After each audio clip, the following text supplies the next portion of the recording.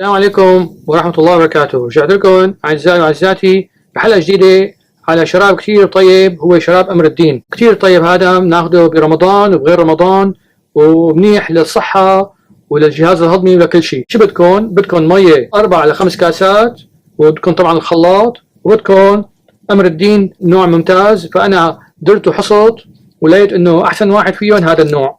طري كتير تازة، ما بدك تحط له لا سكر ولا شيء، حريراته مو كتيرة، وحلوه من مشمشه. هذا شو بنسوي فيه؟ بنحطه مع المي، بننقعه شي 3-4 ساعات، بعدين بنخلطه بالخلاط.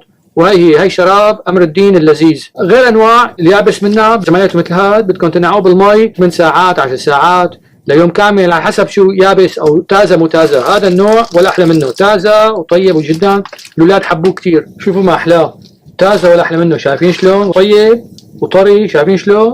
وليك هدول اللي صانعينه وشغالين عليه بالتأنين، اللهم صل على النبي. ليكوا كم لافينه، كم لفه بهاي؟ وحده 2 3 4 لفات حتى يتم تازه لفتره طويله. شوفوا ما احلاه. هلا هذا بنحطه جوا هون كله ساعتين 3. هلا حشغل الخلاط حتى اطحنهم. حطوا ايدكم على الغطاء مشان ما يطير الغطاء ويطلع امر الدين على السقف. اوعكم هون. شايفين ما احلاه؟ ما بده لا سكر ولا شيء، هذا جاهز. هلا هذا تحطوه بالبراد على الافطار، تنبسطوا فيه وتدعوا لنا. لا تنسونا من الشير واللايك والسبسكرايب والدعاء، والسلام عليكم ورحمه الله وبركاته.